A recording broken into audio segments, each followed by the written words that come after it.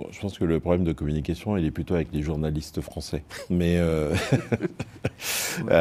qui prennent les épiphénomènes pour en faire des stratégies. En tout cas, je pense que les investisseurs français qui investissent sur le continent, même en Afrique francophone, quand ils arrivent avec de la vraie innovation, des vraies idées pour investir et dans la durée, il n'y a aucun souci.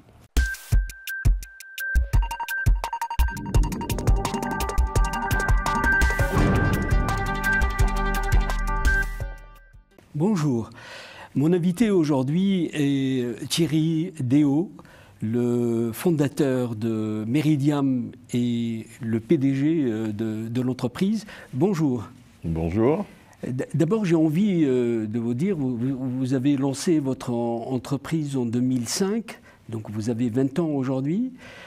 Qu'est-ce qui explique cette réussite en 20 ans? Vous avez d'abord montré la validité de votre modèle économique. Expliquez-nous un peu tout cela. D'abord, on a moins de mal à expliquer les échecs que les réussites. Mais qu'est-ce qui explique la réussite? Peut-être que ça collait bien à une demande et une attente à la fois des populations qui utilisent les infrastructures que nous construisons et puis aussi des pouvoirs publics qui cherchaient un autre mode de partenariat, un autre mode d'investissement. Donc la base même du modèle économique de Meridiam, c'est de pouvoir s'investir dans la durée, mais dès le début, la conception des projets, dès la conception finalement de la demande publique et jusqu'au moment de l'exploitation et plus tard.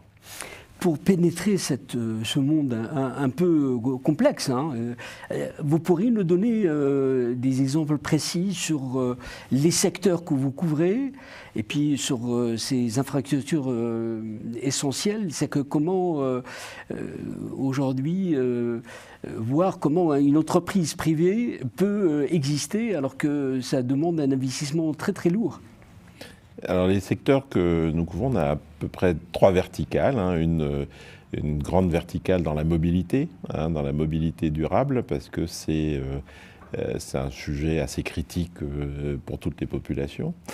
Et puis aussi dans la transition et les solutions bas carbone. On est quand même... et on investit abondamment dans ce secteur depuis 2015. Depuis la COP 21, pour vraiment aider le secteur public, mais aussi l'industrie à se décarboner, notamment sur les sujets énergétiques. Et puis la troisième verticale, qui pour nous est essentielle aussi, les services essentiels, c'est aussi des services à la personne, donc l'éducation, la santé, donc c'est un peu tout ce qui est infrastructure sociale. Et la complexité vient du fait que quand on essaie de finalement rendre un service essentiel qui typiquement est rendu par le public, en tout cas c'est du service public, il faut nouer des partenariats dans le cadre de contrats de long terme avec le public, avec les États, avec les collectivités.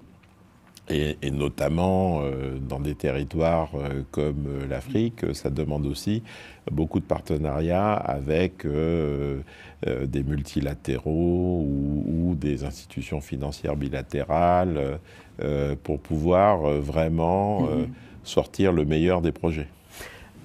Il est important de savoir aussi comment la planification stratégique se passe chez vous. Puisque vous êtes dans le secteur privé, vous avez pas mal de partenaires. Comment ça opère? D'abord, on se concentre d'abord sur les territoires où il y a un vrai besoin.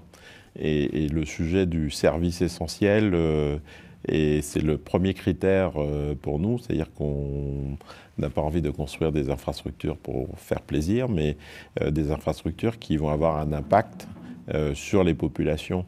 C'est pour ça que je parlais de la mobilité et on parlait plus avant du BRT de Dakar, par exemple, c'est quelque chose qui change la vie des Dakarois. Donc ce côté essentiel est important, parce que quand vous investissez dans la durée, ben, il faut que dans la durée, quelque part, votre infrastructure soit utile. Oui, mais peut-être expliquer les secteurs, c'est-à-dire que route, autoroute, port et autres. C'est-à-dire que ça, c'est des éléments qui demandent des moyens très très lourds en termes de gestion.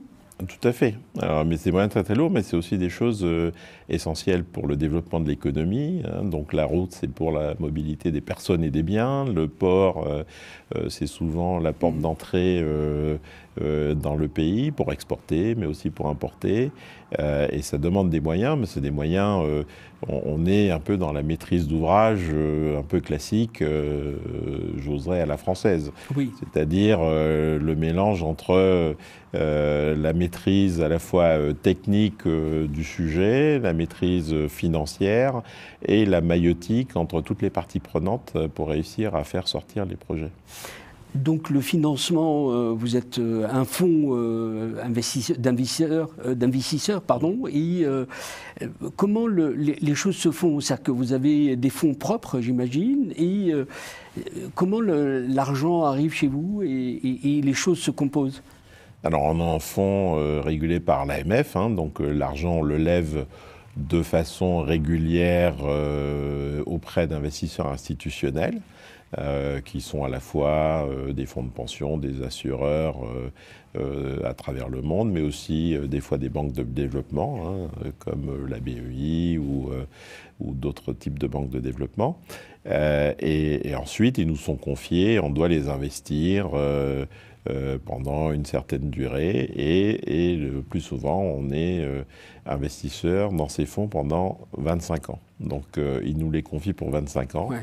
Et avec ça, on va mobiliser ces ressources pour venir signer des contrats typiquement de concession. Si on prend l'exemple du port de Nouakchott, par exemple, contrat de concession de longue durée. Et on va financer, on va monter le projet, on va financer sa construction, et ensuite on mettra en place une équipe pour l'exploiter. Pour avoir une idée claire de vos implantations, vous êtes présent en Amérique, vous êtes présent en Europe et depuis quelque temps en Afrique. Comment la cohérence, vous la construisez ? Alors, de façon, la cohérence, c'est que l'approche est toujours la même. L'approche est toujours la même parce que c'est toujours d'abord un partenariat avec le public pour réaliser des infrastructures de long terme. Et la cohérence, c'est que les équipes, d'abord, elles circulent beaucoup. Pour nous, il est important d'avoir la même approche, quelles que soient les géographies. Et puis ensuite, on a des fonds pour chaque région.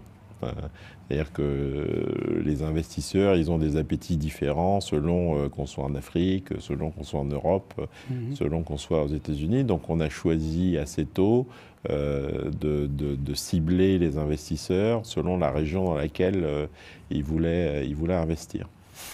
Comment la mutualisation, pour avoir une idée concrète de votre manière d'opérer, les bailleurs de fonds, comment se rapprochent en fait, ce travail se fait avec vous ?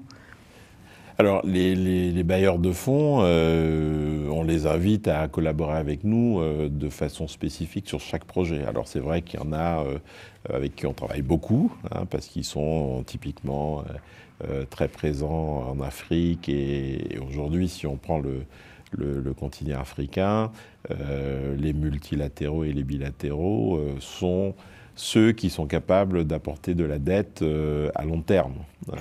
On construit des projets pour 20-30 ans.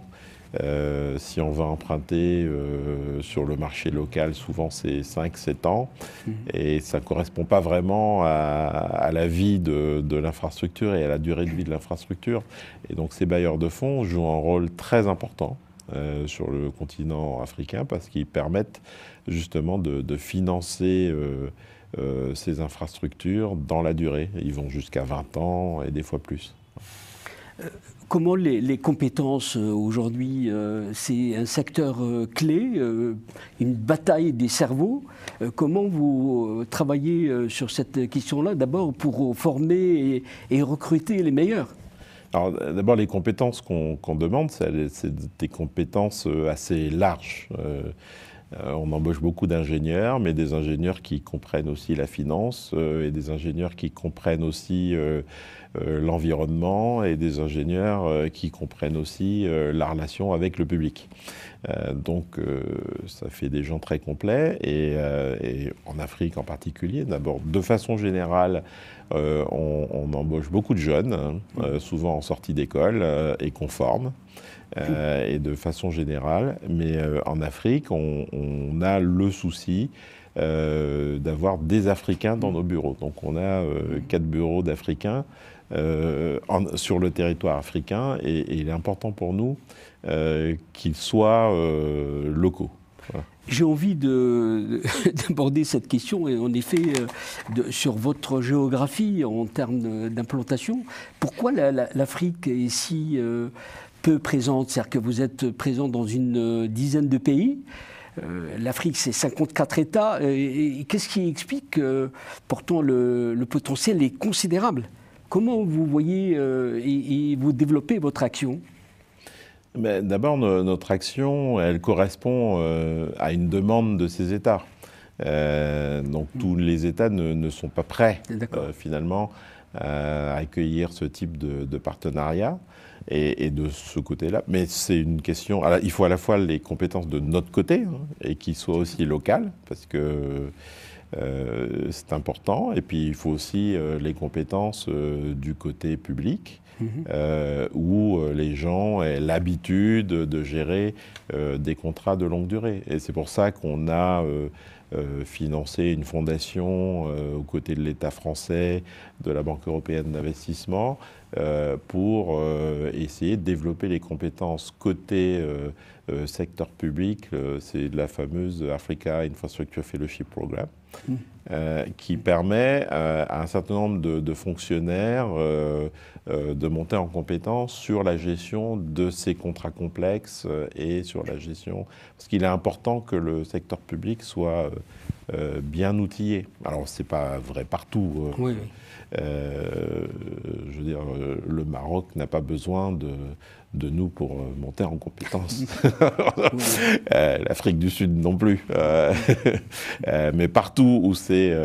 Mais du coup, les pays, au fur et à mesure qu'ils développent leur stratégie, on a été dans beaucoup de pays qui avaient une stratégie très claire, suite à la COP 21 par rapport à ce qu'ils voulaient développer dans les énergies renouvelables et par rapport aux engagements qu'ils avaient pris.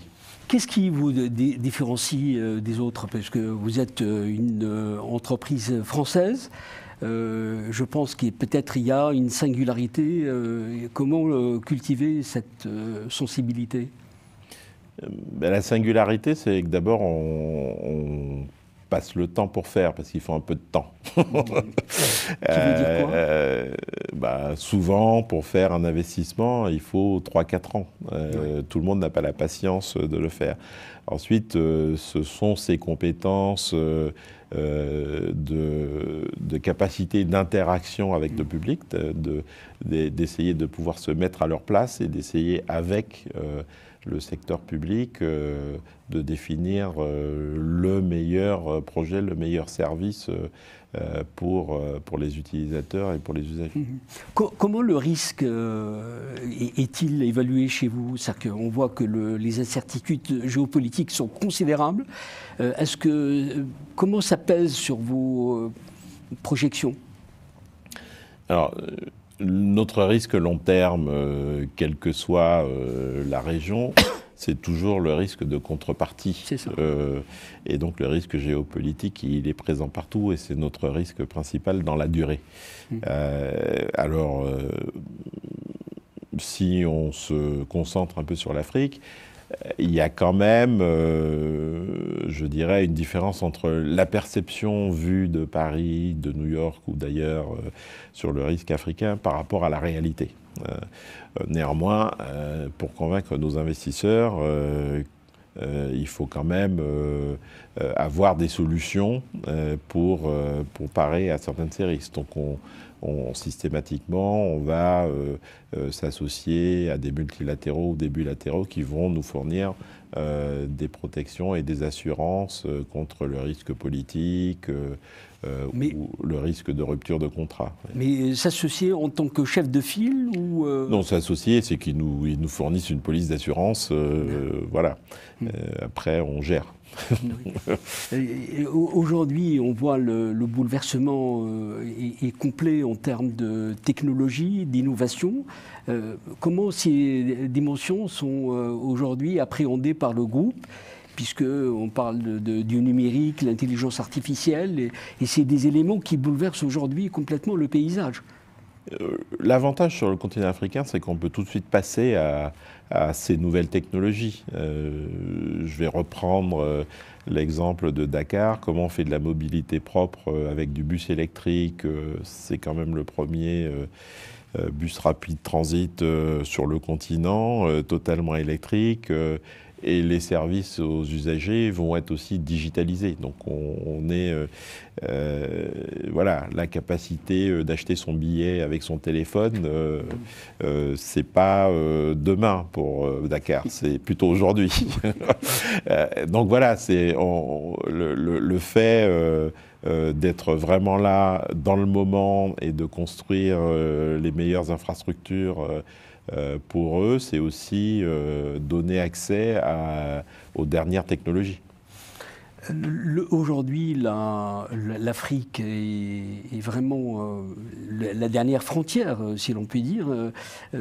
On voit la France en difficulté, mais la vraie histoire, est-ce que c'est vraiment une question de perception, ou est-ce que véritablement il y a un problème de communication aujourd'hui avec la partie francophone du continent ?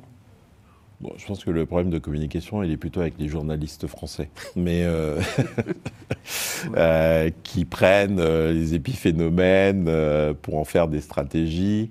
En tout cas, je pense que les investisseurs français qui investissent sur le continent, même en Afrique francophone, quand ils arrivent avec de la vraie innovation, des vraies idées pour investir et dans la durée, il n'y a aucun souci. Voilà. Comment vous interagissez avec d'autres acteurs, la Turquie, la Chine et d'autres pays? Est-ce que vraiment ils constituent pour vous des concurrents, ou comment la cohabitation se vit? Déjà, c'est toujours bien qu'il y ait de la concurrence, et c'est normal que ces pays organisent de la concurrence. Après, les approches sont différentes. Notre approche, ce n'est pas une approche où on endette les États. Donc on est dans une relation contractuelle, même si elle est de long terme, qui reste saine et où voilà, l'investissement il est remboursé sur la capacité des usagers à utiliser. Et donc ça, c'est important. Le modèle chinois, il est un peu différent parce que c'est souvent des relations bilatérales entre les États. Donc on est en concurrence sans être en concurrence quelque part. C'est pas le même modèle. Oui. Donc après, les États choisissent le modèle qu'ils ont envie d'avoir. En ce qui concerne la Turquie, bon, nous on investit aussi beaucoup en Turquie, hein, donc les acteurs turcs, on les connaît bien. Ils ne sont pas forcément en concurrence non plus. D'ailleurs, on peut aussi travailler avec des acteurs turcs, hein, c'est pas... Oui, aujourd'hui, on voit que, est-ce que, en tant que chef d'entreprise, vous avez maintenant une longueur d'avance en termes d'expérience, 20 ans d'existence. Est-ce que les pouvoirs publics demandent votre avis, parce que vous avez une connaissance de la réalité différemment que les hommes politiques? Évidemment, l'État en particulier consulte toujours les acteurs, ceux qui sont présents et actifs, pour aussi compléter leur vision du tissu économique. Oui, alors justement, qu'est-ce que vous leur dites dans une Afrique Modestement, je pense que je suis assez aligné avec eux. On essaie tous de convaincre d'autres investisseurs et plus d'investisseurs et d'entreprises françaises à s'engager en Afrique. Quelles sont vos ambitions? Vous avez quand même cette expérience d'une vingtaine d'années, vous êtes du secteur privé, c'est vraiment une différence notable avec les pouvoirs publics, mais si vous avez aujourd'hui ce retour d'expérience à documenter et à traduire en termes de discours, qu'est-ce que vous dites là-dessus? Pour moi, l'Afrique reste une terre d'opportunités, notamment dans les secteurs qu'on regarde, très très importante. C'est quand même, sans refaire tout le discours de croissance démographique de l'Afrique, le besoin pour ces services essentiels est énorme. Et donc il faut y répondre. C'est aussi une réponse plus globale au développement du continent. Et quelque part, quand on se penche sur cet aspect d'investissement et de développement et qu'on se positionne dans la durée très longue, ça relativise un peu la perception du risque du continent qu'on peut avoir quand on ne regarde que les journaux qui rapportent la dernière guerre dans le petit coin de la région. Oui. Et qui peut donner l'impression que toute l'Afrique, l'Afrique c'est 54 pays, on peut en trouver 15 où on peut investir. Mais on ne peut ignorer la dimension de crise, de guerre, de conflit. Comment ces éléments sont intégrés dans l'équation aujourd'hui dans un monde absolument incertain? C'est un risque qui mérite une certaine prime de rémunération, mais comme je vous l'ai dit, on essaie de se protéger de ce type de risques qui sont quand même des risques extrêmes en prenant des assurances auprès des bailleurs de fonds comme la Banque mondiale, donc oui. La police d'assurance de MIGA, qui permet justement de faire ces investissements qui sont essentiels. Qu'est-ce qui vous a le plus transformé pendant ces 20 ans? Vous avez eu la bonne intuition de lancer cette entreprise qui devient une entreprise qui a des chiffres flatteurs. Comment raconter cette histoire? Je dirais que la plus grande satisfaction, c'est de se dire que le modèle a survécu à beaucoup de crises, voire s'en est nourri. L'idée de se dire que pour rendre un service public dans la durée, il fallait à la fois de la résilience, un véritable engagement environnemental et sociétal, et que ça pouvait apporter des retours stables, c'est vérifié à travers toutes les crises qu'on a connues. Quel est le secret, si vous l'avez dit un peu à travers vos propos, la véritable méthode de Déo? C'est d'écouter et de faire. Il n'y a pas de grand secret. Et cette capacité de projection, parce que c'est aussi important pour un groupe qui, d'ailleurs, il travaille sur la durée, mais comment combiner le présent et le futur avec cette vision du long terme? D'abord, c'est un critère d'embauche très fort chez Meridiam d'adopter ces valeurs de long terme, d'impact et de service public. Et puis, on a eu le souci dès le départ d'avoir des équipes avec une grande mixité, hommes-femmes, mais aussi beaucoup de nationalités différentes. On en a une trentaine, rien que dans le bureau de Paris. Et ça nous donne aussi une capacité d'écoute et d'entrer en relation avec beaucoup de pays différents. et aussi une souplesse Oui. finalement et une capacité de s'adapter. Et le plus possible, même si on est relativement global, de devenir local assez facilement. Et ça, c'est important. Votre positionnement très ODD, c'est pas des éléments en fait, de C'est communication. pas des éléments de langage. Oui. On le dit, on le fait, on le mesure et on dit ce qu'on a fait.